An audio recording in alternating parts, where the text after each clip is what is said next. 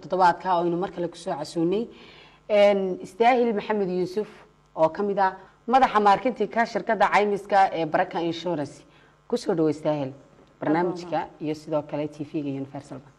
aad baa mahadsantahay waan ku dhawahay istaahil waxaan kugu soo fadhiisanay inaan kulli su'aal ka weydiino shaqadaada iyo sidoo kale shirkadda caymiska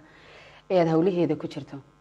waxa isbuuciina dhaafay si weyn loo hadalhayay caymiska gaadiidka oo ku cusub dalka maxay faa'iido ku jirtaa in gaadiidleyda ay caymiska gasho horta aad baa u mahadsantahay caymiska gaadiidku wuxuu leeyahay faa'iidooyin badan dhammaan bulshada reer Somaliland iyo gaadiidleyda oo dhan waxaan oran karnaa faa'iidooyinka uu leeyahay waxa kamid ah in la wadaago khasaarihii iyo laba midun aad u xalin lahayd tusaalahaan haddaad gaarigaaga ku caymiso $200 waxay shirkadu madaxa u dhiganaysaa inay $10,000 ka kafaalo qaado laba midun baad ku xalin lahayd inaad marka hore ugu horeyso horta jeel gashidba oo aanad kaba soo kabanahaynin inaad jeel gashid sida imika ba dhacday bulshadeena qayb badan oo kamid ah awoodi waayeen inay jeelasha ugu jiraan iyo inaad lacag 10,000 oo aanad awoodi karin aad soo ururisid oo deyn iyo deeqba ku doonatid iyo inaad reerkaagii ama familigaagii ama qabiilkiinii inta dhex gashid tiraahdeed maanta hawshan aan galay deymiyo ama isoo kaaleeya oo lagu soo ururiyo taa waxa kaaga fiican adigoo kaga gabada amaba ka caymsada gaadhigaaga shirkadaha caymiska si ay kaaga kafaalo qaadaan waxa soo dhibaato ah waa tahay sanadkaas oo dhan haddii aad shil gali weydo lacagtii aad bixinaysa xagad raacaysaa horta su-aashaasi dadku aad isu weydiinaya waa su-aal aad u xiiso badan oo dadkuna in badan nagu soo celcelinaya waxaan odhan karnaa dhaqaalihii kaaga baxay ee ayaad u dhiibatay shirkadda caymiska ee sanadkaagaas oo dhan inaan wax ka go'aya haba yaraatay ayna jirin lacagtaadii waxa loo raacayaa shirkadii ma ka gubanaysa lacagtaadii oo sideedii baad helaysaa idinku caymiska aad bixisaan ma gaadiidka kaliya taa mise waxa jira adeegyo kale oo caymis aad bixisaan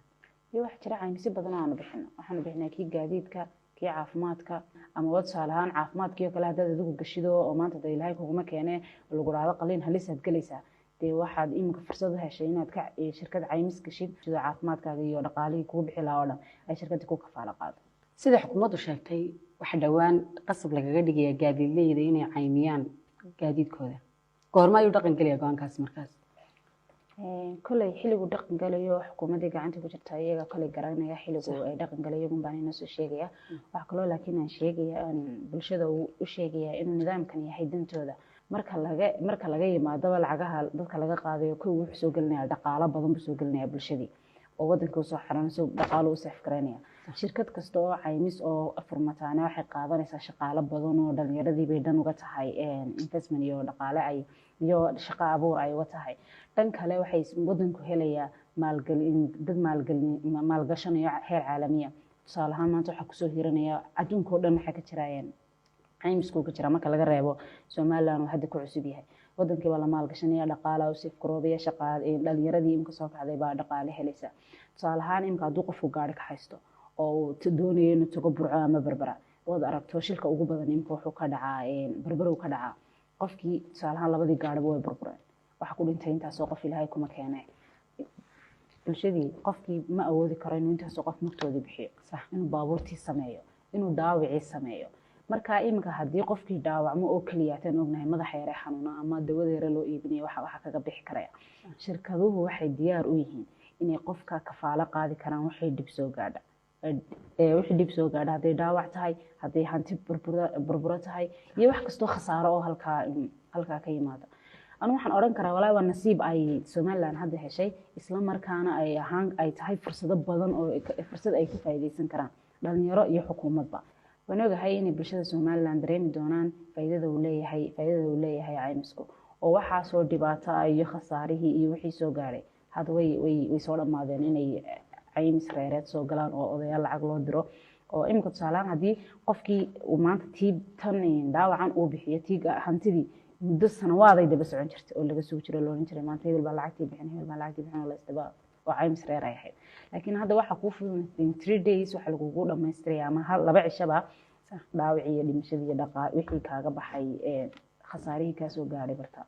waxa ugu baahi badan oo Somaliland uga baahi badan inay caymis galaan horta ma garanayo caymisku faa'iidooyinka uu leeyahay inay dareemaan oo isbedel nololeed dhacana oo waxaanu mar walba u taaganahay taa marka dadka waxaan ugu baaqaynaa inay gaadiidkooda caymiyaan oo ogaadaan horta faa'iidada uu leeyahay kadib